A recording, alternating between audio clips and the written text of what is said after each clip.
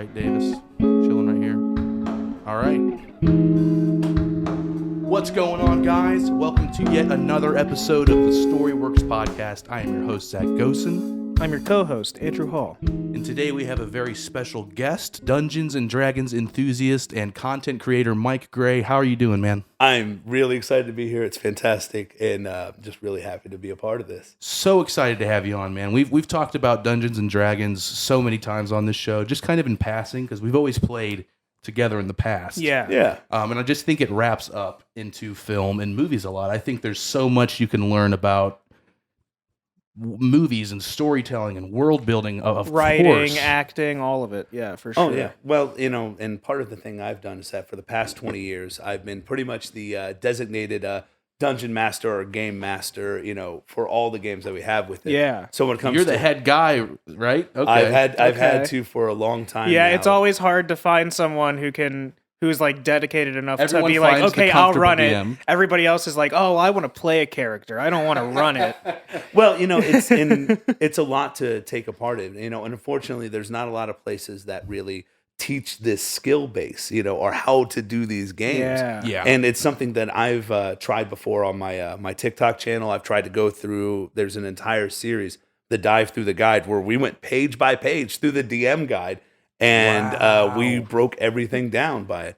And that also spawned another series on my channel, the Items in Use, where I just go through and break down all the different magic items in there and just have fun with it. Oh, that's a good Absolutely. idea. So where can people find you on TikTok for anyone who's interested? So my name is @NameIsInUse. Nice. So it's Very clever. I've had that username since the original Xbox days. Nice. Oh, So yeah. it's been my same call sign on all of it. So coincidentally, if you ever see Name is in Use on any social media, It's Mike. It might you. be me. You know It might be me. But If you see that username, just start messaging with Dungeons and Dragons questions. and you Yeah. should be He's got okay. You should be okay from the get go. Also, check for the beard. If there's a beard, If too, there's a then beard, you are it's good to his. go. You're in the right place for Right, sure. right. So, how do you feel about do you feel like there's a hurdle that you kind of have to get over for some people to play Dungeons and Dragons? There is a huge hurdle, really, and a lot of the stigma has gone away with the newer generations. Yeah. When I was in high school, there was the stigma of this is nerdy, this is witchcraft, this is even evil, Yeah. and Yeah. it's playing in your mom's basement was kind of like the only thing you could do because one, we were teenagers, Right. and two, like no one else, you couldn't really go to a place, and unfortunately, Yeah. a lot of the people that headed up those places weren't the best people either. So yeah. I will say, as a community, it has grown so much and has become so accepting that it is fantastic to see. And I love every moment of it. But when it comes to that hurdle of learning, there's so much to get involved with, because what does role playing mean? How do you get into character? Yeah. Yes. And the biggest part of it is, how do you play this game? Like, everybody thinks that you have to do like everything so precise and strategic. Yeah, like, oh, I'm a stickler for the rules. Yeah. Yeah. You can Yeah, for play sure. that way if you want. There's nothing wrong with that. I've played some hardcore campaigns that were absolutely memorable because yeah. you're going to starve to death in 2 rounds if you don't Yeah. get this together. And Yeah. it's this Yeah. amazing feeling, and it's that intensity that players want. We've also played a lot looser with it. But in terms of the learning curve, the hurdle that it really comes with, there's a big stigma still, not nearly as big. Thank you, Critical Role. Thank you, Matt Yes. Mercer. Thank you, all those other guys out there. Absolutely. I must admit, I've never watched a full episode of any of those guys, but I know all of their work. Yeah. And I know their communities. I know Taldori. And I'm a big fan of the Vox Machina series. Yeah. Yeah, But- I watched the first episode of the Vox Machina series on Amazon the other day, like a couple weeks ago, with our friend Tommy. Oh, nice. He was like, "You should really watch this," because he was big into Critical Role like It is super. years ago, and we watched the first episode of it, and I was like, "This is actually pretty good." Nice. Then the first season is really good, and the second season is even better. And there's some moments that I'm really looking forward to. But going back to like what hurdles there really are, the big one is the learning curve, the Yes. really getting into it. And for some people, that curve also comes as a moment of embarrassment too. Yeah, Like, you kinda gotta let have to go be of able to your- feel silly. yeah. If I Yeah. like, do you know how many times I've had guys that look just like us, Yeah. and I'm playing, it's like, okay, who's the character? Well, she's 6'3", curvaceous. Exactly. She's actually Yeah. she's a dragon in disguise. What's her name? Well, her name is like Kalis or something. And Yeah. they go, oh, well, I grew up to her tie, and I got to look him straight in there. Hello, darling. Is there anything I can get for you, love? Oh, you have to get, you have to be able to get for into it though, sure, yes. because you're selling the characters. You're having that good time. And you have to be able to be silly because it is silly. Yeah. What we're doing is silly. 100%. We're playing pretend with rules. Yes. This Exactly. is fantastic. Exactly. That's the Yes. beauty of it And all. as Is that long it's as- just you're coming up with it all on your own. Exactly. And as long as everyone is sitting around and having fun, the ability to learn how to play comes with experience. Oh, And definitely. it sounds, I hate saying it because it's so cliche, Yeah. but there's no better way to learn than just dive in and do. Yeah. Oh yeah. And it's once you get going, once you have that fundamental understanding, this whole world of storytelling, Oh, yeah. understanding, and development just starts opening up, and it Oh, yeah. becomes fantastic. No, it's an amazing feeling once you start breaking into it. You get past that first couple of sessions where you're like, that you don't know how you're feeling. You're still like, give me You're like, 2 this is a minutes. little Where's my weird, charisma? I don't really understand. Oh yeah, and But it's- when you start getting into it, and I think it really depends too on who you're playing with. Make sure you're with your friends. Yeah, you got to be with a good group. I really that haven't fits met you. anybody who's like an asshole that plays D&D. who like so like, gatekeeps it hard. luckily- Yeah. they're They exist. those guys. They do exist, ladies and gentlemen. They exist. Watch but they have good. They are very few, far in between, Yes. any Yeah. more than they used to be. Those asshats used to be a dime a dozen back in the day, Oh, and it man. was horrible. And and I think a big thing that's also changed is the perception of who's allowed to the table, what's allowed Yeah. to play. And I love how open it is in Dungeons and Dragons, any tabletop RPG, because I love other systems as well. Oh, for sure. D&D is the most popular. It's the one that everybody Yeah. knows. And how could they not? It hit this beautiful point in the cultural movement with Stranger Yeah, it Things, came with into Critical the Role. We were zeitgeist, all inside yeah. for 2020. That year Yeah. did happen. We may have all missed it, but it did happen. Yes. But Yep. so it really did take off. But there are plenty of other systems. And Oh, yeah. I actually have some with me that we could talk about as well. Yeah. For sure. One of them, being the based upon Avatar: The Last Airbender. That's so cool. That's so like exciting. I know you guys were really excited about that. Yeah. I listened to the episode that you guys had on Korra. Oh, thank you. Absolutely loved that series. dude. I love Chorus so much. It was very good. I will say I really wish that they would have had more. Like season 2 is the one thing that's Yeah. like, Yes. Yep. But- For sure. Kuvera is an amazing villain. oh How yeah. Yes. And the Earth Queen is one of the most brutal scenes in all of animation. That It's scene, just like that entire Oh yeah. book 3 in its entirety is just insane. You got the Beautiful. Earth Queen. You've got Plygo. Like, dude, when that happened, Yeah, dude. I had chills. Yes. because you're like, he goes, play, and he turns Yeah. around, and you're just like, And then he and just you're like, did that just? I remember sitting there with my Oh, yeah. wife the first time because we never watched it. And just look over, I'm looking. did that Did just she just get happen? murked? Like Yes. outright? It's like not just like thrown off a cliff. It's Yeah. right. Like we've Yeah. already saw. Like we already had season 1, right? Where like they Amon reach back, does- yeah, yeah. just blows up him and his brother, and it's like, whoa, that's Yeah. hardcore. Yeah. right. This And is a then step beyond. and then dude. we see the Earth Queen literally get suffocated. yes. It's like, whoa.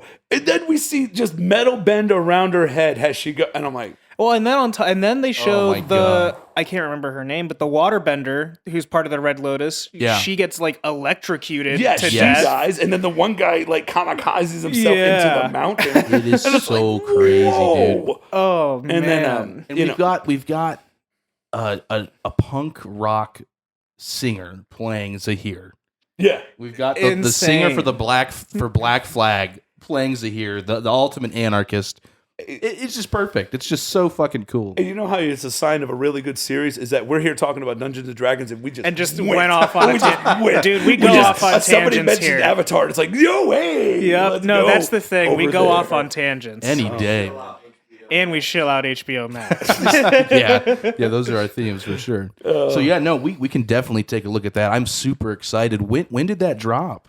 Well, it's just now coming out to stores, but Yeah. I was part of the Kickstarter. I backed it up. I was and gonna say I everything remember with it. hearing about the Kickstarter, And that when it was like a came out. year and a half ago. Actually, it was back in 2020, I Yeah. think, back in Gotcha. that year.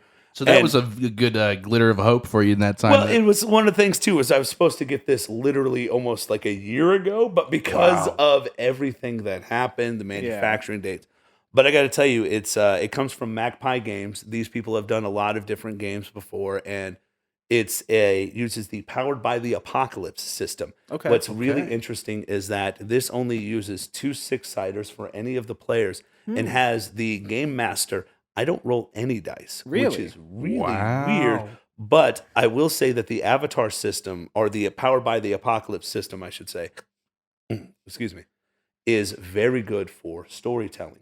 Like one of the Okay. big differences is that in Dungeons and Dragons, if you were to make a waterbender in Dungeons and Dragons, Yeah. you got to ask, okay, where's your water supply from? Where do you have this at? How many feet can they do? How much did this go Yeah. for sure. in the Powered by the Apocalypse system, you're a waterbender. It's like, okay, I paint the scene. You're outside of the governor's mansion. There's a moat that's surrounding on the outside and a pond to the left of it. He's up on the second floor. Your character will be like, okay, I want to waterbend up to the second floor. Okay, Okay, you cool. do it. You're up there. Yeah. Let's go. No, Yeah, there's so- no need to roll so- a check. You're just a and- bender. Right. And it even has the combat moves. It is a very story-driven Okay. style of game, which is great. Yeah. Which is really fantastic. I feel also for people who are new into tabletop RPGs. It's a Yeah. good because start. it's so less to track, and it's Yeah. really about getting you into the world building and the storytelling. Okay. Systems come and go. Those are easy to understand. Yeah. World building, story building. Like, have you guys ever dived into a DM's guide? Really looked at the pages in it? No, not No, really. yeah. I've never really DM'd. I've always been a player. Yep, same here. Yeah. So it's one of those things where, it's one of the. Well, here we are. Did we have this conversation earlier about this already? Yeah. So, like, That's what I'm saying. We got to have like a lav on you, Davis. but a good chunk of the book, almost 2/3 of it, is all world building. It's how wow. this Okay. works. Here's how this happens. Like, there's one of the things that me and my wife do. Like, we play Dungeons and Dragons. We do one-on-one. We do a very stripped down version, but we Yeah. do like new worlds That's all the super time. cool, by the way, that you do like one-on-one that D&D. is awesome. Well, and that's a story that Yeah. we'll get into that in a second with it. Yeah. Anywho, sorry. Sorry, didn't Oh, mean to you're okay. derail. No. You're fine. You're fine. But no, going back to the DM's guide, like 2/3 of it is all just like world generation and stuff like that. Yeah. And there are tools in there for you to generate your worlds with.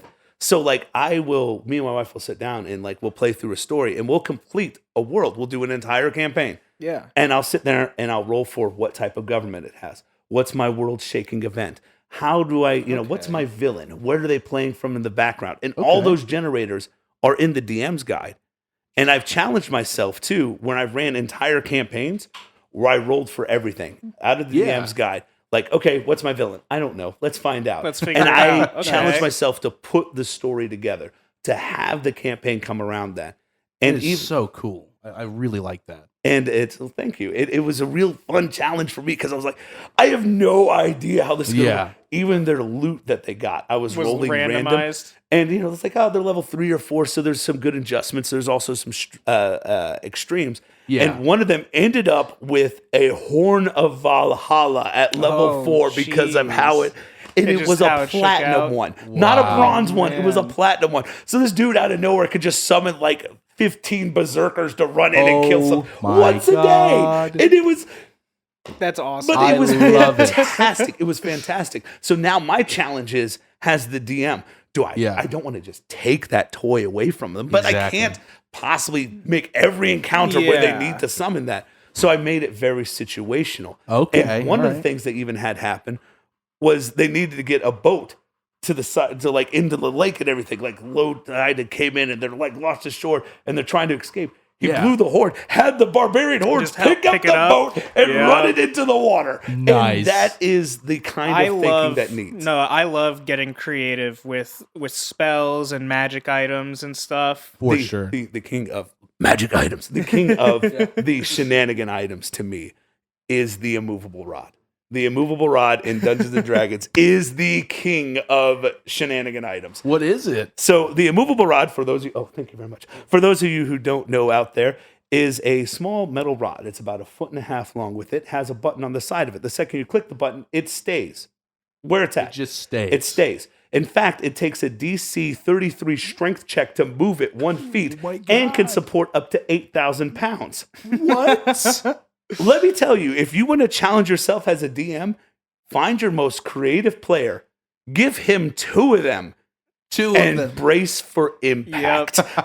Oh yeah, no, it'll get wild. One of my favorite uses I saw just recently when I was playing with my brother, and they're new to Dungeons and Dragons, and I was continuing their campaign.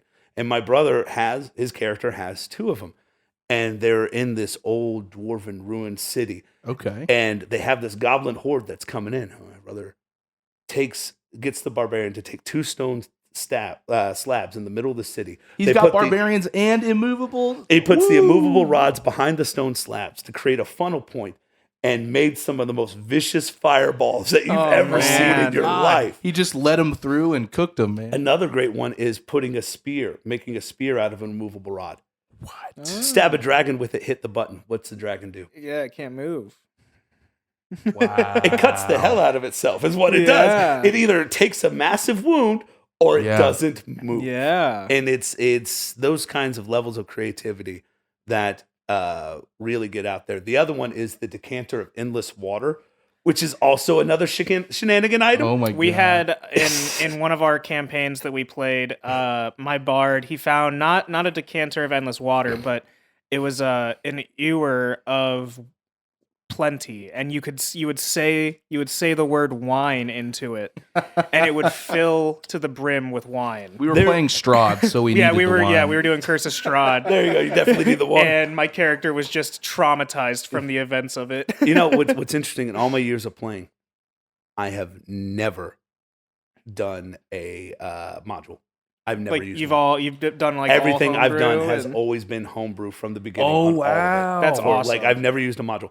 I understand their appeal. It is a wonderful tool to have with it. Yeah. But I have played with Chaos Gremlins my entire life. Nice. So, and to paraphrase a story that I've heard, and it's another DM that he brought it up, but this is a great example of it. Yeah. And I'm just going to use what he had. I can't remember if it was, I can't remember any of those guys' names. I'm horrible with names. Oh, I feel it, man. But to put the story in perspective, you know, the campaign starts and the framing event was just supposed to be this wedding, right? Yeah. And the player's like, okay, it's the wedding, and then we move on to the big campaign. Well, they ask, oh, is the princess? No, she's not happy about the wedding. She doesn't want to marry the guy. And the player's like, well, screw that, and kidnap the princess and get her away from it because she didn't want to marry the guy. Yeah. So now they're running, and now the campaign, instead of about the module, is them running from the town guard. Yeah. It's all about this now, and that's when you make your own hooks. Yeah. so. Like one of the things that I've learned has a game master or even a story writer, well, especially as a game master for my players, I know how it starts. I know how it ends.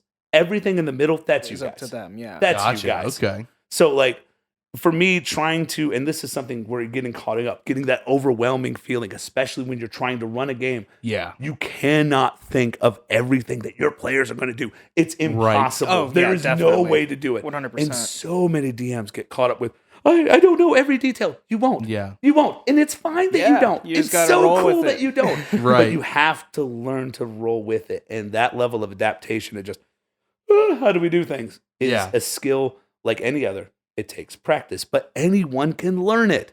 Anyone can do it. You just have to learn it. And it's you just fun have to do practice, you know, because you could just, you're winding up in spots that you didn't intend. You're in new territory. You're creating something new. Mhm. And I think that's really special. Oh yeah. it. Well, like, for example, with that campaign I had with my brother, I introduced them into my homebrew world that I had. Yeah. And I said, okay, I put them in a port of the town.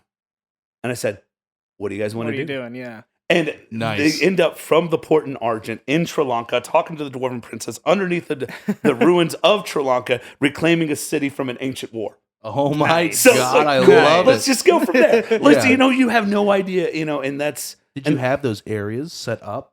some of them. Now, some of them, that homebrew world that I talk about is one that I already had Yeah. set up. So you had the world I knew the already world. designed. Gotcha. But in terms of the combat and the encounters and stuff like that, no. Gotcha. Okay. We develop that as we go. Nice. And that's easier for me as an experienced DM running combat and just being able to pick things up than the guys starting out in the new. yeah, for sure. And that's something too with all those systems diving into that can be, again, we talk about that overwhelming feeling. Yes. But it's, again, I'm living proof I'm not a smart guy, right? Like, let me sit down though, and I can balance any encounter for you, Yeah. no For matter sure, who yeah. has what. And especially in 5e, it's so much easier. And that's Yeah. the thing. Yeah, I started out on 5e, like for any tabletop RPGs. That was Yeah. how I started out. And like, yeah, the first couple sessions, I was, very confused about how things worked. Mm-hmm. Still understanding how the dice worked, but But by the second, the third Yeah, session, the it's- fourth session, you're like, okay, I know my it character. rolls so easy. It stops and being then, less about playing the game and more about playing the Exactly, character. And exactly, that's where yeah. it's like, yes. Yep. That's where it starts getting amazing. that like learning like the hump that you climb over. And especially, I'm really glad that you said that, because if there's any new tables out there, your first days and your first couple of plays are going to be bad. yes. It's just Just how going it to happen. goes. Jordan didn't take to the court the first time and absolutely dominate. He got kicked off the team. You're not Yeah. going to be the perfect DM Yeah. the first time you go to it. You just But I got to tell be you able what, to roll with it. if you're with people that will roll with it, they will support you and you will be better at it. You Oh, will definitely. get good. So, I guess we got a good overview of you, your views on the game. I'm kind of interested to hear how you got into D&D originally.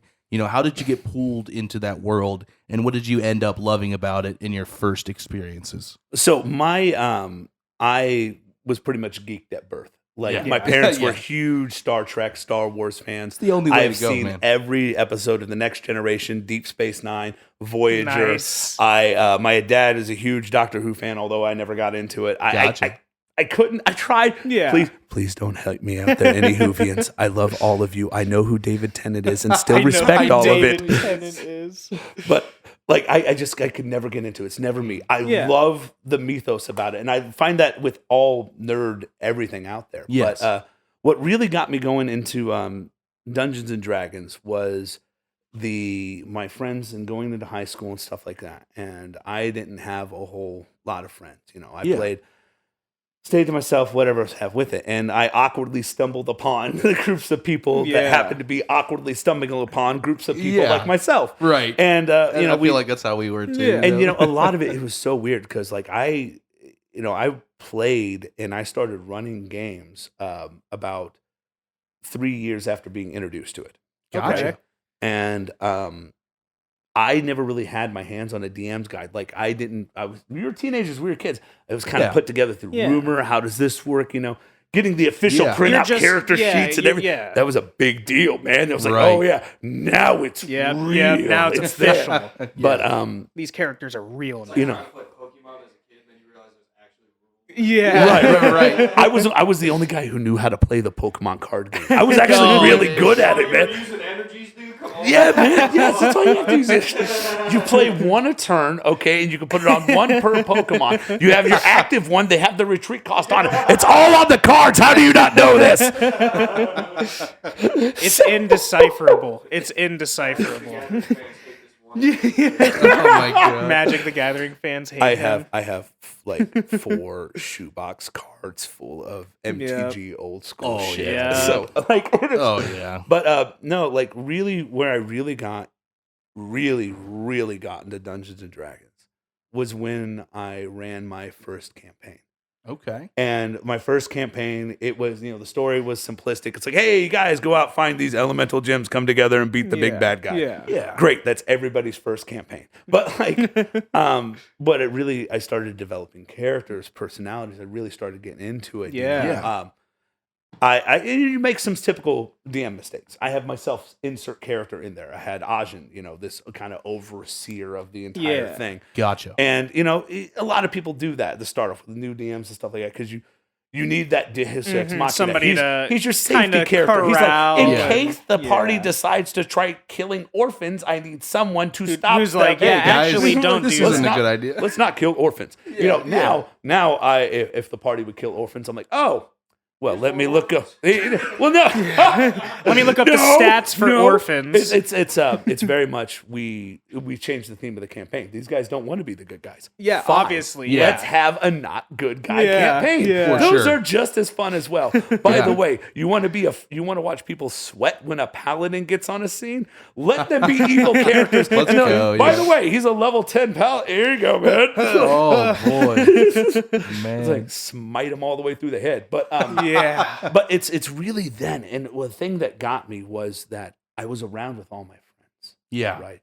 And I'll never forget the final night of the first campaign. Yeah. And we're in a leaky basement over at Zach's house in his mom's house in their basement. There's Yeah. like the dryer going to the background, and everything like that. The scene couldn't be more depressed. Yeah. Yeah. Right? Yep. We weren't there. No. Right. Yeah, We weren't you were there at you were all. in the world. No. We were off plane fighting an avatar that had come together out of the void that was Ajin's ill-begotten son from the Lady of Veils. And they had to come together facing armies of the hordes of undead demons as they were go. coming to mow it all down. We were fighting for the fate of the universe in that freaking basement, and Yeah. it was great. Yes. And when we finished, and my friends were all just around, and for months, we talked about the next yeah, character. yeah. What's Definitely. going next with it? Like Philip's dwarf, and like he had like this dwarf who had this armor that was like sentient, and it was wow. it really helped him out with it. It's the berserk But armor. well, it ended up getting he ended up getting caught in like this massive cataract of fire. It's jeez. back in the old days, that was a level 10 spell, one of those illegal stuff. Wow. 250 fire damage, 250 energy damage. You don't roll for it. It's a 250 just- foot yeah. tall pillar of just, you'd all die. Yeah. Oh my And God. his character, I said, roll a con save, and he rolled a nat 20. And I said, Ooh. okay. And we rolled the fate dice, the die 100. And I was Gotcha. like, see what got it. And he got a 97. So playing with it, it's like, you got caught in the cataract of fire. You wake up and the armor was completely fused to him. him. at Oh, that wow. point. That's So awesome. we had this dwarf who was basically a sentient golem at that That point. is That's sick. very And cool. the thing is, though, is that rolling thing for things like that with your players is something that I found out early on, and I've always done ever since. Oh yeah. Yeah. like, you do super cool, unique things like that. The rule of cool beats all of the rules. Oh, the definitely. rule of cool Absolutely. beats every other rule. Yes. Period. Yes. The No very- matter what. And if anybody yeah. tells you differently, they don't need to be playing Dungeons and Dragons or any other tabletop RPG. Yes. Yes. So My first character I ever made for Dungeons and Dragons, my buddy walked up to me and he was like, "Hey, we're getting a crew together to play D&D. Do you want to join us?" And I was like, internally, I'm like, "Oh, yeah." But Yeah. I can't show that. I can't be like, "Oh, yeah, I want to play Dungeons and Dragons." So I'm like, yeah, I'll play Dungeons and Dragons. you nerds. If and only if I can be a skeleton bard. Yes. I want What's your name, DJ Bones? My name was Bojangles. The king And of kings. I said that to my friend, and literally like 3 minutes later, he sent me a link to a homebrew skeleton player race. and that's- was like, here you go. That is the biggest thing with Dungeons and Dragons, that it is powered by, in any other tabletop system, like, especially, and I don't want to leave Pathfinder out there, guys. Paizo, we love you, bros. But like, the biggest thing with all of these systems is that the communities are so involved. They're so involved. Yeah. They're everywhere. They're coming together. And there's everything for everything. Like I said, I have an entire homebrew world that I've worked on for forever. Yeah. That me and my wife have come together over years, and we just keep building upon. And everybody has, everyone has that in them. Yeah, Yeah. oh, What definitely. me and my wife developed is nothing. It is special to us, but the skills, the set, and everything that we had, we're not like amazingly charismatic. We're not like members of Mensa or anything like that. Yeah. We just practice storytelling, and we know it. And if I could keep reiterating the fact, but I Yeah. keep reiterating that in Dungeons and Dragons, especially if you want to be able to run the game or even play the game, just you have to do it. You have Yeah. to get out there and do it. You have to You be just have to willing keep doing it. to make mistakes. You have to be willing to be silly and stuff Yeah, like that. for with sure. it. Exactly. So, yeah, and God, I've been playing ever since those days, and I haven't stopped. I love that. It seems like I can't imagine what. I'm really excited to talk more about your world in a second here because it inspired me so much as a writer when I got down and I just started thinking. I had a plain map, lined paper, and I just started writing zones. Mountains here. There's a forest here. You could live here. You don't have to limit yourself, and it just feels really good. Even if you're a writer and you want writing exercise, it's perfect. Like, how do you feel like this has really shaped yourself as a story creator, as a writer? As a writer, not just even as a writer, but as a person. Yeah. The looking out there for what is. Wow. Hang on. I'm sorry. I need a second. That was a lot to think about. No, and you're it caught me totally off guard good. for a second. You're totally good. That was a really good question. And I'm like, I want you to read. Could you read that again? Because that was really good. And I'm like, it caught me off guard. It's like, wow, we were talking about all this shit. Deep thing. Okay, yeah. Please, by all means. What was it? Yeah. So I feel like there's so much goes into being able to create worlds like this and to practice writing without limits, without bounds. You can do whatever you want. So I'm just wondering, how did that come to shape your personality, your writing style, and your story creation? So, like, being able to explore yourself inside of characters. You just talk about without that limit, without bounds. Yeah. I am the game master. I am every character in that world. So Yes. being able to, this sounds weird, but being able to explore parts of yourself that you never would, or Yeah. being able to explore ideas, trying to get inside the head of certain things.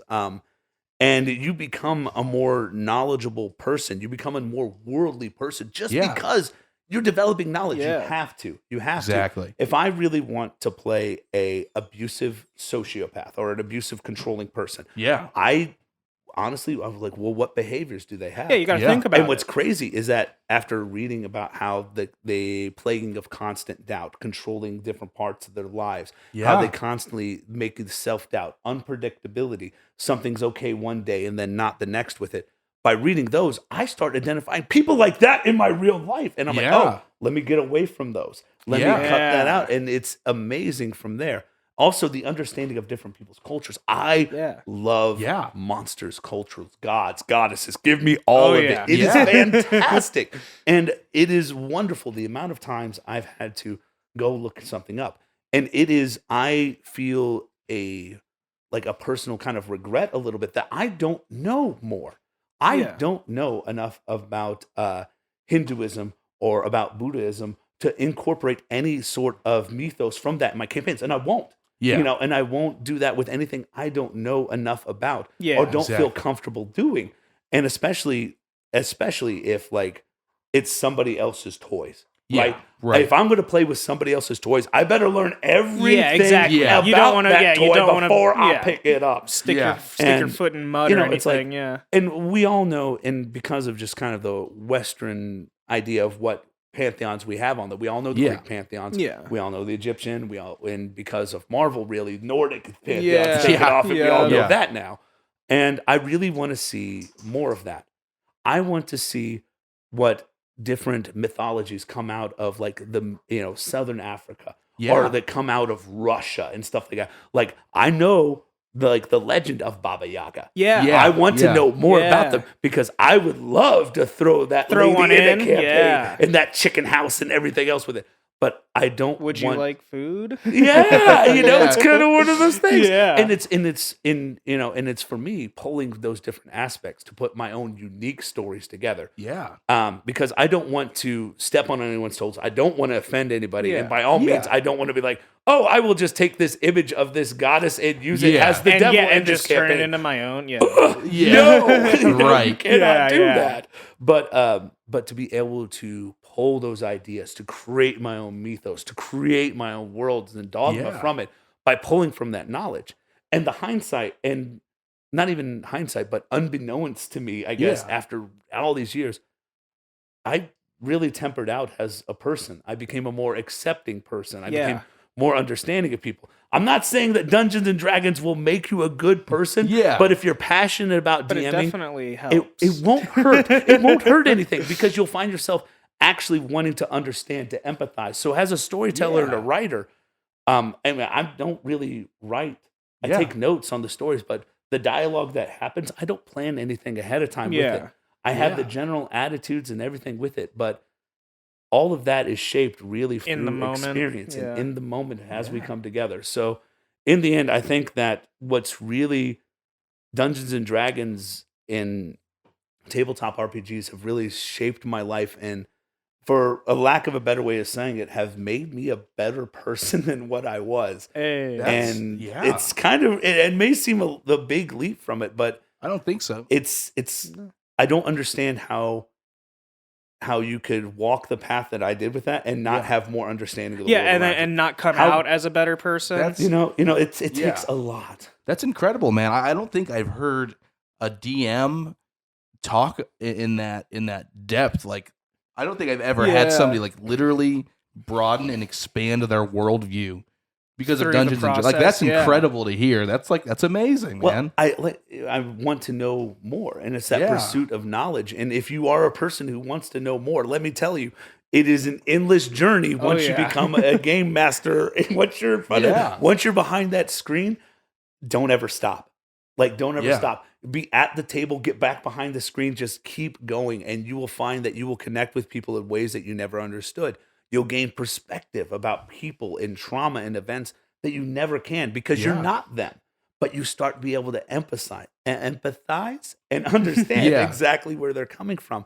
And especially in this world nowadays, understanding and to be able to reach across the table and really know where someone else is coming from is something the entire world needs. I totally agree, definitely. man. 100%. Absolutely.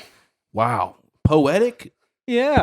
dungeon master Put over here, man. beautifully. That's awesome. I love your views on this, and I love how much you've gained from role playing in general. Like, that's a really incredible look on how you can start to experience other things and look at things in a new light. Oh. It definitely tells you that it's more than just a game. It is an experience. It is. 100%. It absolutely can be, And the thing is that there's a massive variety of tabletop RPGs Yeah. out there. And have you ever heard of a game called Are You a Werewolf? No. Are you a werewolf? No.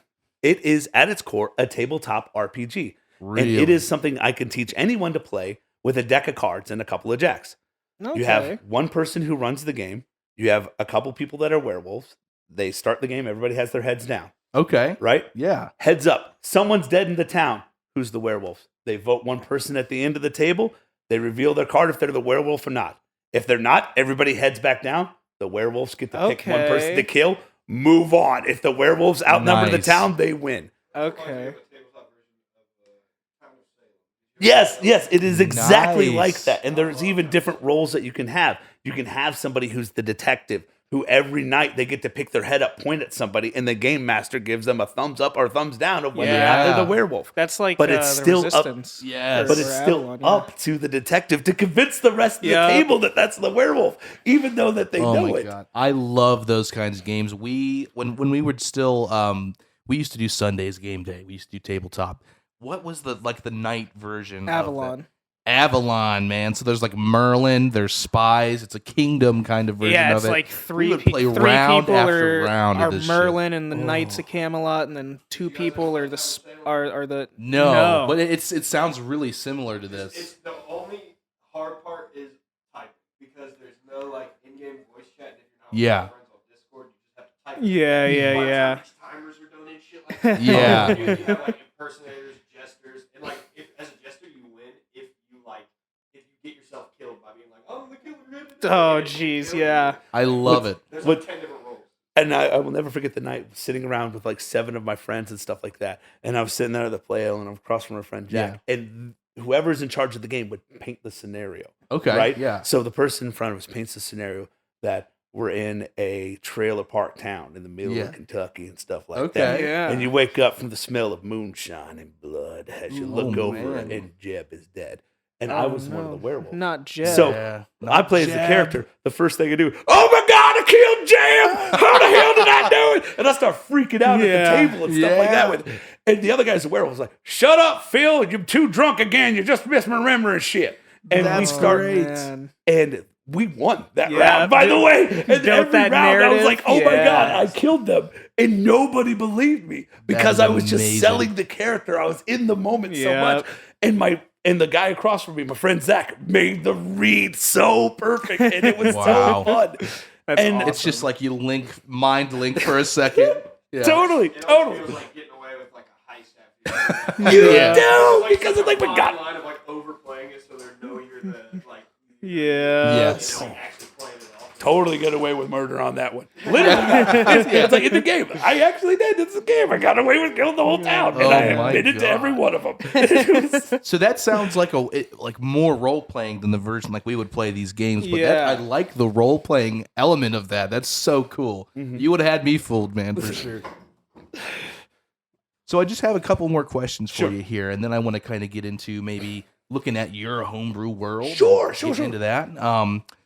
Do you have an ideal party? No. No. There's no such thing as an ideal party. There's no Gotcha. such thing as an unbalanced character. There are weak DMs.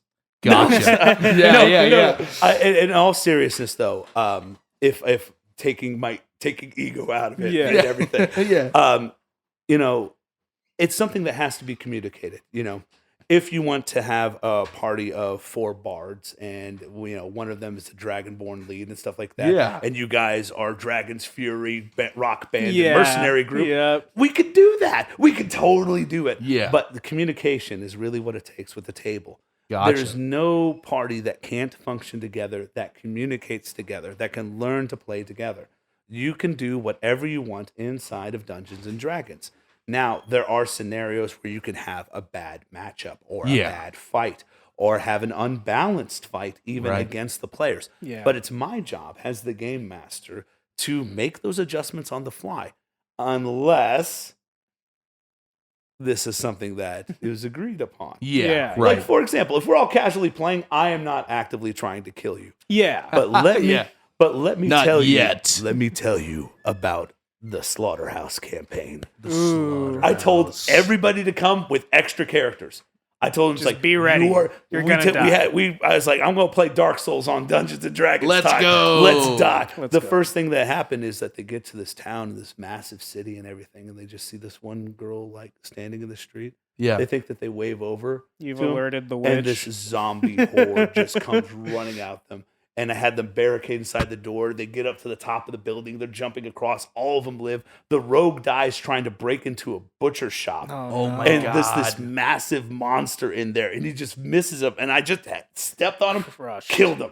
Instantly. Holy And it was the shit. first time that I've ever just ruthlessly killed a somebody player. like that. Yeah. And the thing is, though, as a game master, Yeah. it was kind of euphoric because they knew it was Yeah. coming. They Yeah. knew it was coming, and he's immediately yeah. getting the backup character. I told you guys this was happening. Yeah. At the end of that campaign, there was the only original character from the group of 7 Yeah. that came through, and I kept having people going. I had like 12 deaths in that party. Oh, I was- man. God. but that cleric's seen it all. He The made it cleric through lived. all Of it. course. Like, Oh, oh, man. he was grizzled by the end of it, man. He's seen some stuff. Oh, yeah. Because Shit. I took it as an excuse to throw whatever I wanted at him. So I was throwing Yeah. homebrew monsters at them. I was heavily inspired. You ever played Dead Space 2? Yes. A particular monster that I really like from there were these like best way to say them is like raptor from Jurassic Park like creatures that would Yeah. actively hunt you. Yeah. Yes. So turning those into the scenario they run into them is in the middle of a cornfield. Oh my Oh, God. It's an geez. And the absolute back of a- horror story, man. It was great. Oh, man. But that's what we sat down to and agreed upon beforehand. I love it, So man. before all hands, we all said this is what's going to happen. So in terms of can there be a unbalanced party? There's no party that can't be fixed. There's no Yeah. party that can't play together in cooperation. Can there be an unbalanced game master? There can be, but you can fix it all with communication. Yeah. We're all here to have fun. Exactly. If just one person's having fun, we're all failing. Yeah. And if one person is just taking out their frustrations on the entire table, then we don't have a game. We have a therapy session. Yes, yeah, So, like, exactly. Let's talk about what's happened today, Roger. How are you feeling? What's going on? What happened at work today, man? Right. don't need to be doing all that. That's great. I love the Slaughterhouse campaign. Oh my god. Yeah. That is so fun. I've never had a DM be like, you better come with like 3 character sheets, dude. I had one with a giant. I made it was a dog mixed with a scorpion that was a mechanical golem on side of a jeez. building that they were fighting. And I disintegrated a sorcerer and snapped the monk in half. Oh so like, it was, God, that's dude. okay. They brought in a warlock and a wizard right Nice. afterwards. So They I was just- like, they were rolled up ready. on They scene. were ready. And I was Oh like, yeah. but the cleric's seen it all. Yeah, no, that God. dude's like he gets at the end of the campaign, he finally goes home and he just sits on his bed. No, literally. So yeah, just talking about just like blank. traumatized characters. I was gonna lead into that. Yeah, I had a bard that I made for the one that I mentioned that found the ewer of wine. Mhm. Yeah. And I played through him for 2 campaigns, and the first one we were like stuck in this vampire lord's land, Yes. and the very first session, like 20 minutes into it, like we just enter Barovia, and the trees have all turned into pine trees, and we're trying to figure out what's happened. We're They've running been away from each transported, yeah, we're yeah. running from each other and then coming back the other way because the You're fog. stuck in a loop. Yeah. Yeah. And so we're like, oh, we're going to camp for the night. And we go to camp, and one of our party members is a warforged. Mm-hmm. And so we're like, okay, you can take watch because you don't need to sleep. This warforged, however, was unique in that he wanted to be very worldly. He had a book basically of like old plays Mm-hmm. or like musical sheets or whatever. He was very he wanted to be a bard. He was a fighter that wanted to be a bard. Yeah. Okay, Yeah. cool. And cool. so I he- love the character. He walks Yeah. away from the party after everybody Optimus goes Prime. to sleep, and Nice. and he's reading through these playbooks, and while he's away from the party, not keeping watch, like I think it's like 8 wolves and Like 4 yeah. vampire or 4 werewolves Yeah. descend upon our sleeping party.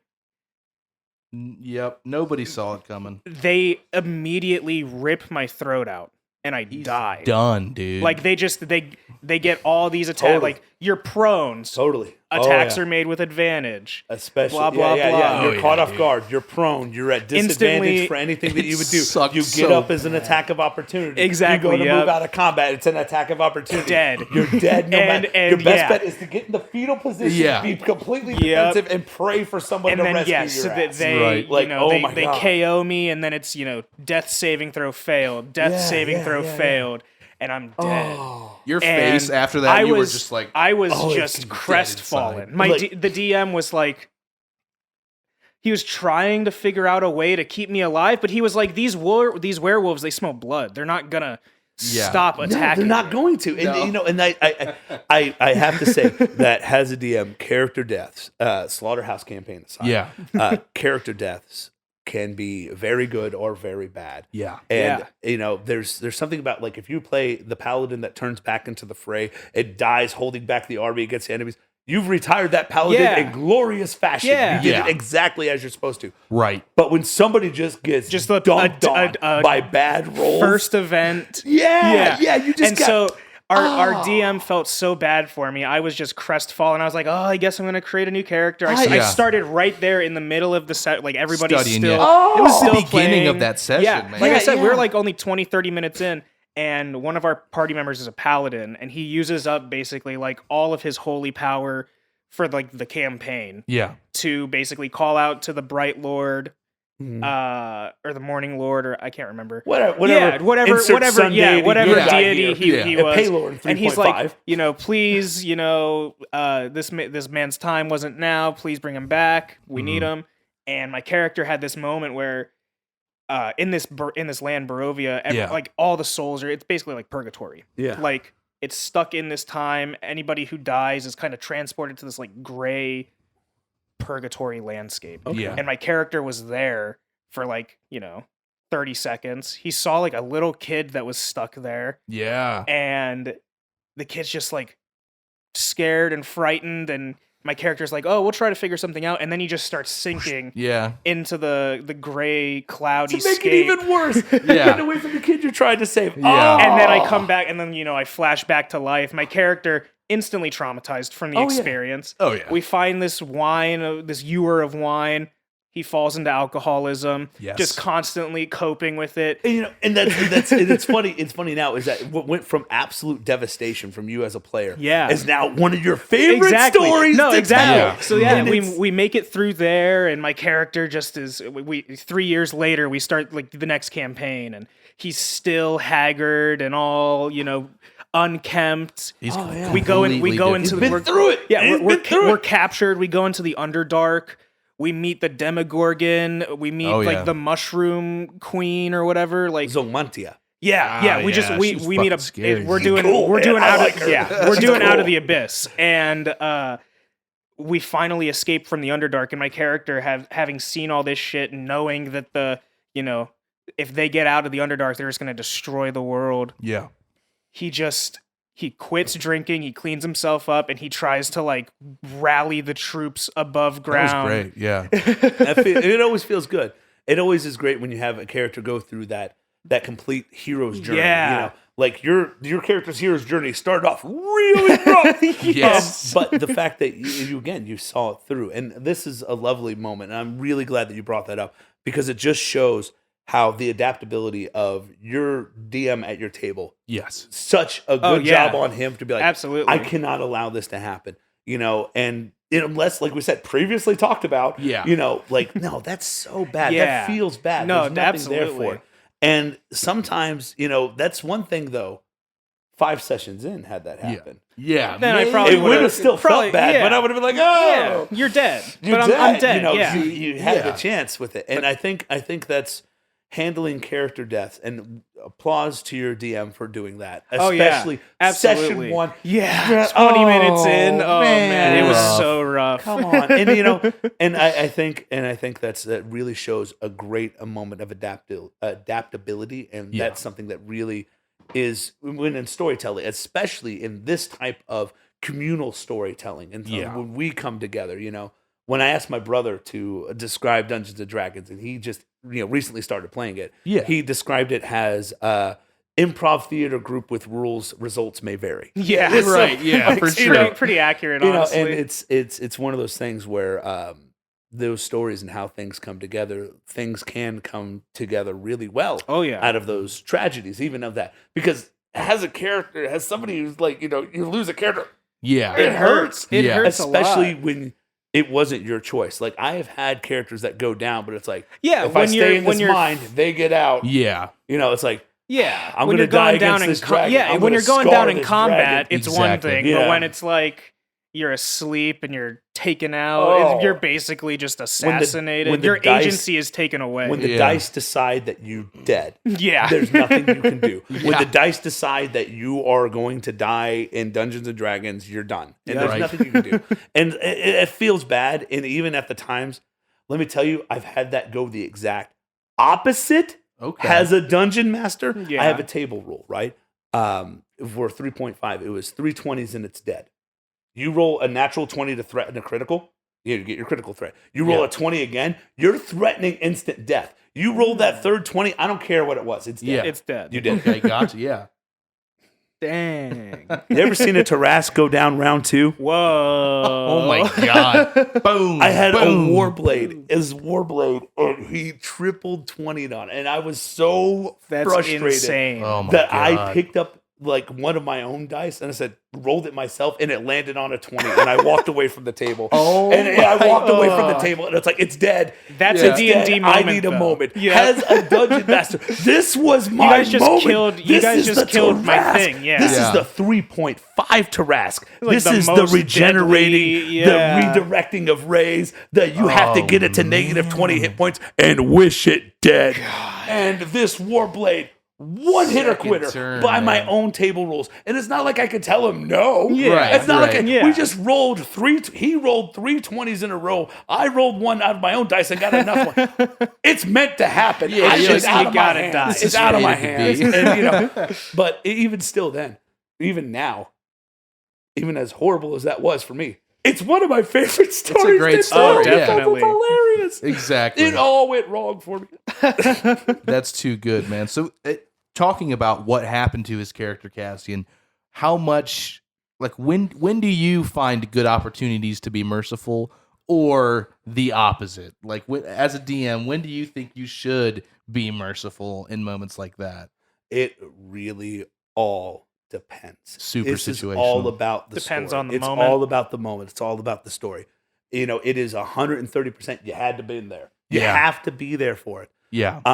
Like if you as a player are, going about and you're making good rolls and you're fighting really well, I Yeah. don't as a DM hate you. I'm not like, Yeah. oh, I gotta throw more against you. fucking I'm like, dick. yeah, he's having right? Yeah. I never it's not me versus you. Yeah. It's I am the shepherd of the story. Yeah, you're just Exactly. I'm yeah. telling you what's going on. Here. Corralling I would love to everything. play the story. However the story ends is how it's going to go. Yeah. And if your character is on fire and having their day, hell yeah, they're having their Yeah. day. Yeah. But if also like your character starts to push, there are consequences for your actions. Yeah. For example, I had, going back to that rogue, right? Yeah. Yeah. And the aforementioned slaughterhouse campaign. Yeah. So remember I said he walked in through the door, right? So they've seen the butcher in this place before. To set the scenario, right? Yeah. You have a butcher shop with a massive... Piss off, ghost! And you have- For real. So you have a butcher shop, right? That has like a massive door out the back of it. Yeah. The butcher himself is a 8.5 foot tall amalgamation of horrible disgustingness with a giant cleaver. Oh, Right? man. That's Who like is that's dragging literally like a bodies Dark back- Souls Yeah. enemy. He's dragging bodies and people back into his butcher shop. So the rogue, Man. in broad daylight, goes through the most open door Jesus. and tries to sneak in. Obviously gets found. Obviously, he was my first kill of that campaign. He's like, what do you I mean? I'm a wouldn't- rogue. If you like playing bad like that, Yeah. I don't necessarily punish you. Yeah. That campaign I did. Yeah. But if you want to talk about you really want to get punished as a player, Yeah. not necessarily piss off the DM, but challenge to see if there are consequences in the rule. Yeah. Go ahead and okay. pull your knife on the queen. Go ahead. See what happens. Go ahead and see what happens. Yeah. Spit in the face of the bartender. Go ahead. Yeah. Just be an asshole for no reason. Something's gonna happen. Ew, Consequences. buddy. In terms of Oh, buddy. consequences. And that's in terms of consequences, I've also faced that before as a player. And let me tell you, that was a wake up check for me. yeah. Yeah. I had a character myself. This is back in 3.5 days. He was a warblade. Gotcha. Not the same one that one hitter quitter to Tarask. Yeah. But anywho, we were in a bar and we're trying to chase in information. And one of the guys, he turns and we're acting as government officials. Look, somebody else went out that back window. I need to know. Yeah. And the guy turns to me. And this is after we were fighting. My character's fatigued. As a player, Yeah. I am frustrated a little bit because I'm like, oh, nothing's been going right. And this Right. guy Yeah. pulls a dagger on my warblade. Oh, yeah, what are you going to do? And I snap as the player and I said, I take my great maul and I fold just- him in half yeah. like a chair. Oh my God. So I one hitter quitter this Yeah. this punk at a bar, but he was Yeah. some innocent punk at a bar Yeah. who doesn't know me Fucking for nothing, and I just killed the man. Murdered this guy. That's Sure. an alignment shift. Yeah. It did Oh, shift my shit. alignment, and after we end up fighting this war outside the city, Yeah. my character was brought on trial for murder. Hey, shit, there are your man. 'Cause consequences. I was like, damn, in that moment. Yeah. That's how you do it. And I have to tell you, I have learned everything from every game that I played. Yeah. I've taken away everything from that campaign and that game. Consequences from the actions was the lesson of the Yep. day. So Yeah. when do I punish players or when do I support them? I want to shepherd the story. Yeah. I will always support my players to move the story forward.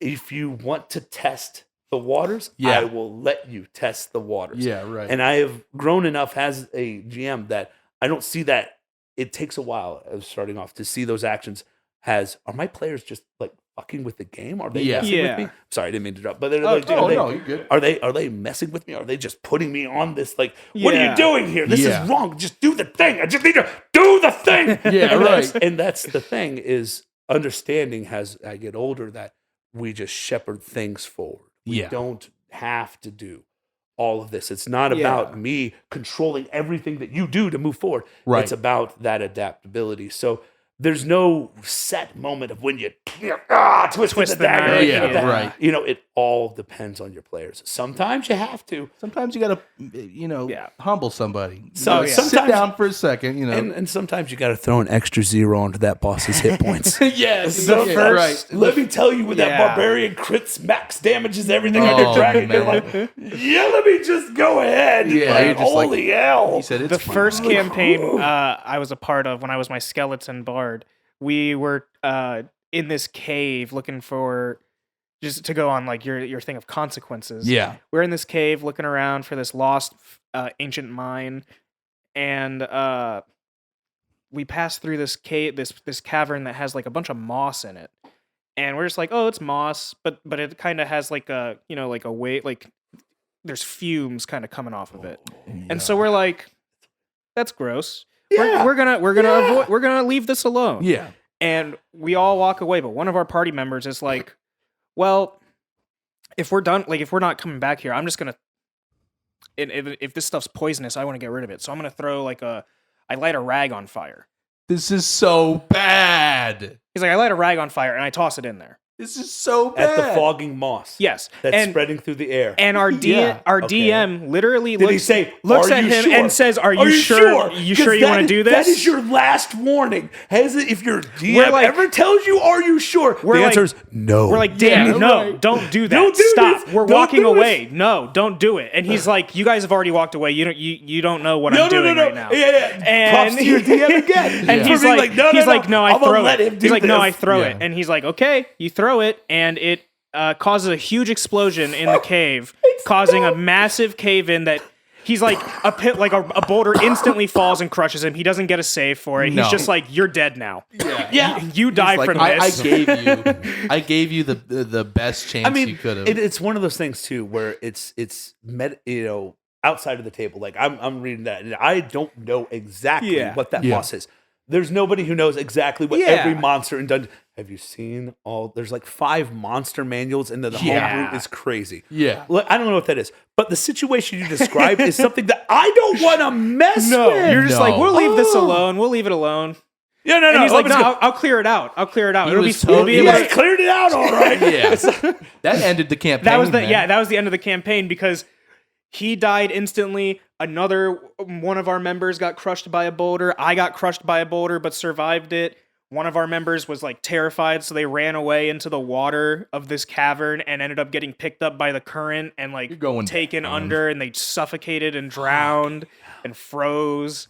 And by the end of it, it was just this skeleton bard and a Oh, ranger James, who we man. literally met the session before. I will admit, I've never had a singular session go that catastrophically Yeah. bad that wasn't It was- planned. yeah. That wasn't Right. planned to go that catastrophically Yeah. bad. Oh my I've God. had some go wrong, but like Yeah.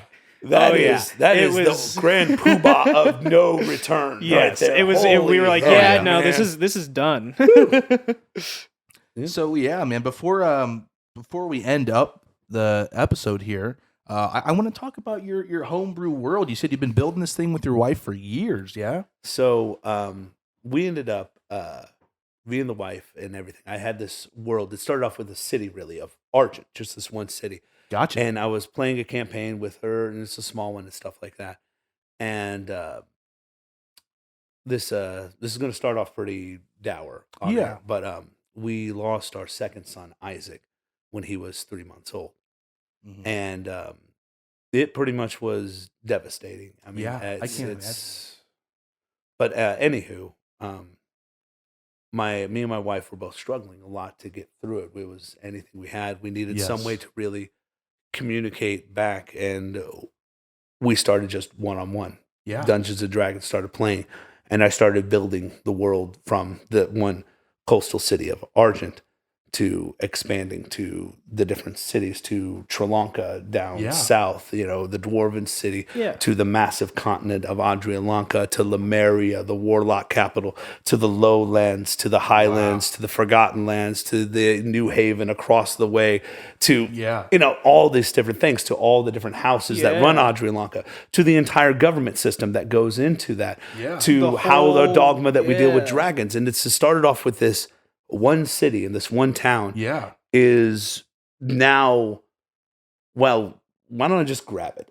Let me show you. Let's go into for it, man. sure. I bought all the other stuff and I didn't grab the Everything I was grabbed the big black binder there. I gotta say, man, what an amazing outlet and experience for you guys to come together and create something amazing. I love that.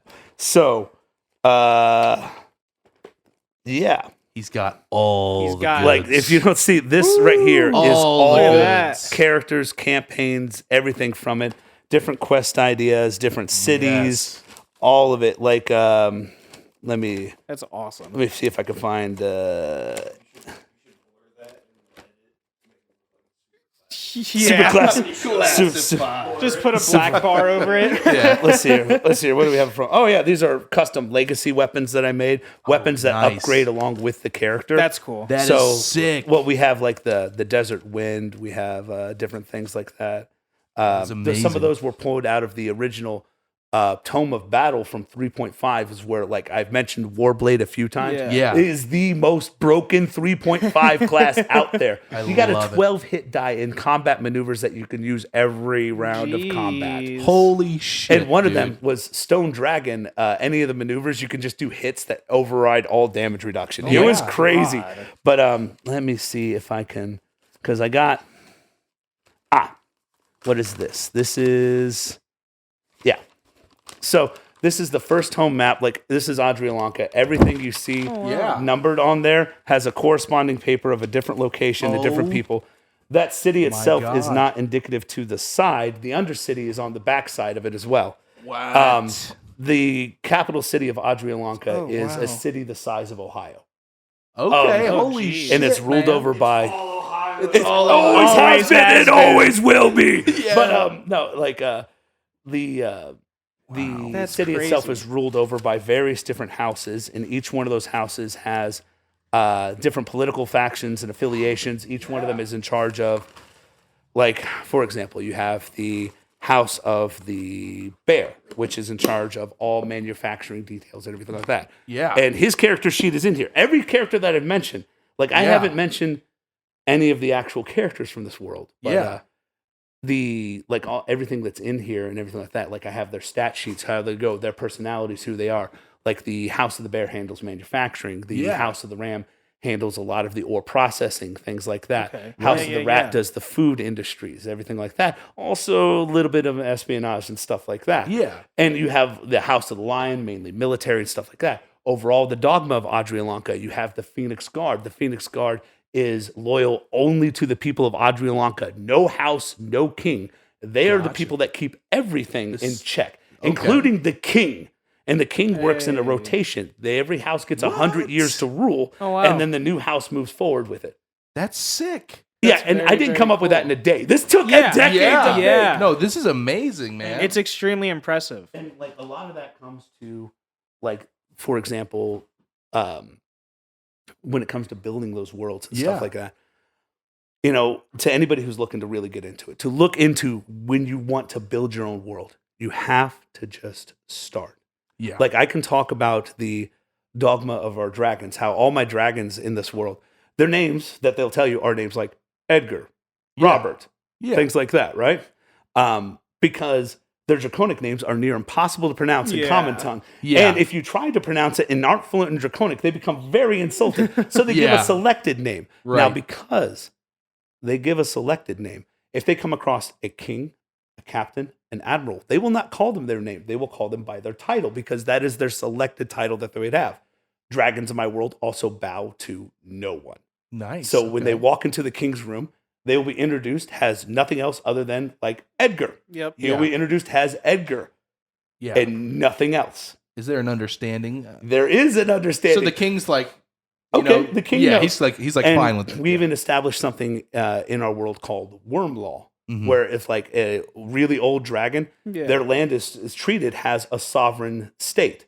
They have Wow. rule in the area. And the reason that they developed that wall is that the amount of resources it would take to remove them, it's just just way too easier much, that yeah. they treat that as sovereign land. Yeah. And any of those dragons too, they all, in my world, they all like take on humanoid forms. They can Okay. have that adjustment to them. But even their rules have evolved different than what Dungeons and Dragons have. Yeah. Okay. Like in my world, red dragons, there is no alignment. Yeah, chart they're with not that. necessarily Gotcha. Okay. But evil by default or As whatever. red dragons get older in my world, they become more and more and more resilient and immune to magic. They also start losing their connection with it as well. But as the older they get, wow. so if you find a worm red dragon and you try to cast It's just gonna do anything, nothing. Yeah.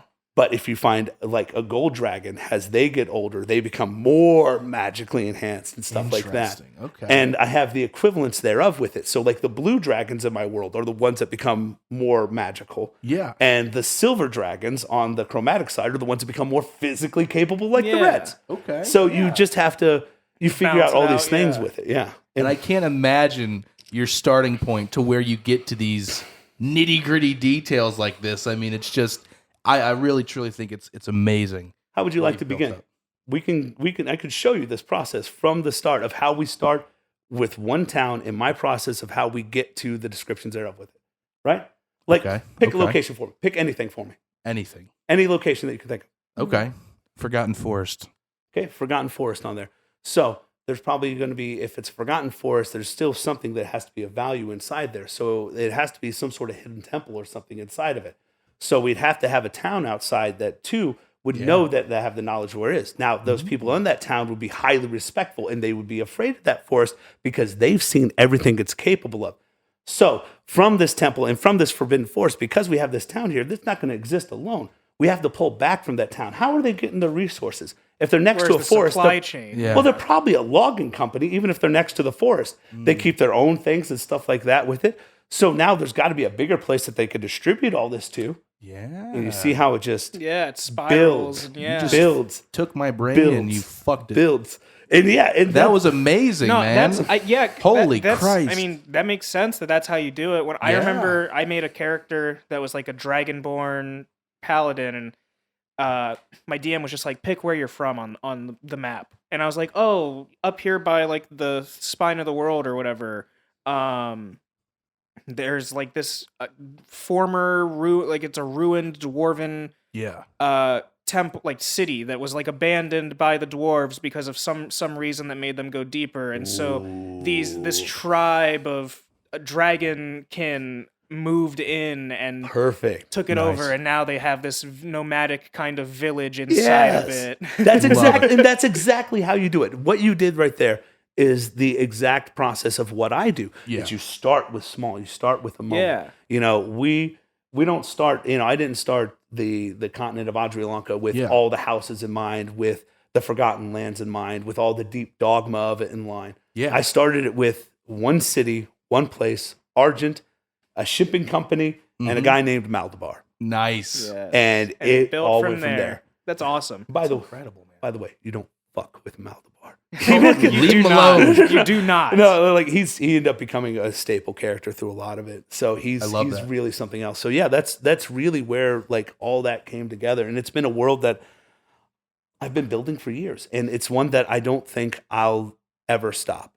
Yeah. I'll ever stop building. That is, it's truly incredible to have such a passion and a passion that stays, you know, enough for you to keep building on this thing, keep adding on to it. I What- really love that. It really helps that my wife is with there every night It's with me. just- That yeah. we go Absolutely. through, and that we go through this different characters. Right now, we're playing through. We just started a new world. Yeah. And the government for it is a confederacy. With the confederacy is that every town operates individually, and in Yeah. theory, they're all supposed to give funded into a main government. Yeah. So the world-shaking event that I rolled for was a revolution that's happening in this town and Okay. that's happening in this world. So now, in this iteration of Adrialanka, every town is ruled by its own confederacy. Every house is ruled over its own section of Adrialanka because it's Wow. also in that kind of setup with it, with everybody feeding to the king at this point who is actually an elected official at this point as the head of the Confederacy to fit with the worldview that we'd have.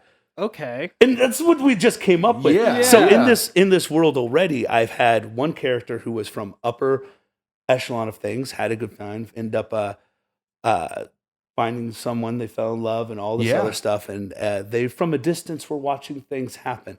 And her second character was somebody who grew up in one of those smaller towns. And it's in a modern theme setting. So as she's leaving the town, the mayor of one of the bigger cities is just invading this town, and she barely makes it out of life. And she's running for her life this entire time. Yeah. And there's two people who have two different, completely perspectives in this world coming together in the overarching story. Yeah. And as the story develops, I'm having the characters in the city, those in power, seeing that this isn't working, and they're starting now. That revolution is starting to happen. Yes, okay. But meanwhile, I rolled for the villain. And this entire time, he's taking advantage of this war to search for an ancient artifact underneath the lands. What? So, why all this is happening? And Layers. this is all of what I rolled for and just made up literally 2 nights ago. Oh my That's God, awesome. dude. And we start a new world like that like every other week. And we just do it. We That's just so do it. incredible. That's so cool. I seriously love it, man. It's truly inspiring how you create these worlds and how much you expand upon them. We're about out of time for today, but I just want you to kind of give the audience some words of advice for going into tabletop, going into role playing. I know we touched a little bit about it at the beginning, but what are some words you have for people who want to get into this stuff? This is like a 3-stroker. Hang on. yeah, right. Processing, thinking. The biggest thing is go into it wanting to have fun. If you go into it, and it's something I say at the end of a lot of my videos on TikTok, like every single Magic Item video, I say, and have fun, because I mean that. Yeah. You have to have fun. Definitely. You have to sit down and you have to be able to enjoy it. You know, this is a social cooperation storytelling game. That's what this is. This is all of us coming together. So if there's anybody out there who really wants to get into this, just go out there and do it. You have to start talking to people and get moving. And I know that could seem terrifying to do for a lot of people. And I can tell you that the community out there has never been a better time to get involved with people than these tabletop communities than now. The amount of safety, the amount of people that are out there, there are so many good people that, as I appreciate you guys, all the compliments and everything you've given me. And I've never in my life had somebody call anything I've done inspirational. So it's like, I'm sitting over here still trying to process that for a minute. And maybe I, a 6-beard stroke. like something like that. But like on that note, I've never thought about anything I've done as being that special. Yeah. And I think that that's something truly remarkable, is that people don't realize that everything that I'm doing here, the storytelling, everything that we're thinking of, the creative different gamings, like I brought over 3 different systems that we never even got to talk about. We're we're not even nerding. scratching the surface. But like, For part 2. please, I would love to come back. This has been great. Oh, but absolutely. like, this is but like really just, you have to get out there and you have to do it. You have to just start telling your story, start writing, start doing anything. I don't care if you don't know the rules for Dungeons and Dragons. You don't need to know the rules. You have to start building your world, build your story, understand your people, start talking to other people, listen to their worlds, listen and truly understand other people, and you will grow as yourself and your world that you have with you. So if you're starting out, you just have to do it, and you just gotta listen, and you gotta be there for other people, and you will end up growing yourself and your world. I couldn't agree more, Mike.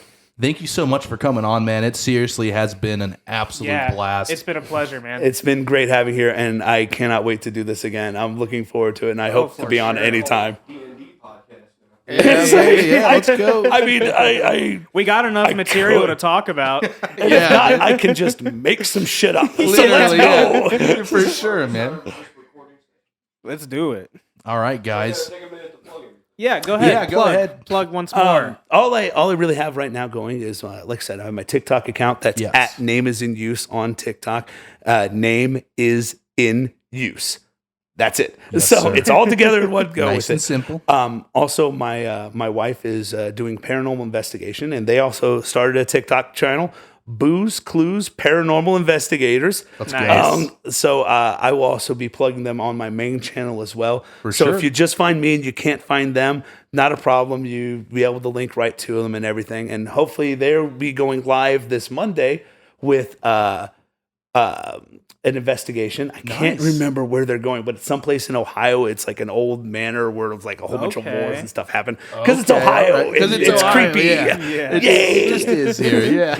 But yeah, I appreciate you guys having me on, and I like I said, I'm passionate about this, and Yeah, I man. am so any opportunity I have to share my passion, I'm going to be here. So Yes. let's go. Absolutely. Absolutely, man. All right, guys. Thanks so much for watching the Storyworks podcast. Please like, comment, subscribe, hit the bell for notifications. Let us know your thoughts on D&D. Have you played before? What do you like? What's your favorite campaign? What's your favorite Let us race? know. Let's talk about D&D. Yeah, let us Do know we if want you to gu- see a let us know Storyworks if you guys campaign? want to see us play. You don't have to. Yeah, you don't have to ask me twice to play Dungeons and Dragons, man. Don't gotta twist my arm about it. So stick around. If you're watching on YouTube, we're going to have a little bonus content. We're doing a little segment with Mike here, a little role play scenario we're really excited for. So stick around for some bonus content. If you're listening on the podcast, I'm sorry, we're ending here. Go to our YouTube channel. Check us out. Check it out. Go to their channel. Listen to the DM. Roll for initiative. Yes. There it is. All right, guys. I'm Zach Gosen, I'm Andrew Hall. I'm Mike Gray. and this was the Storyworks podcast. Until next time, guys. Sayonara. Bye.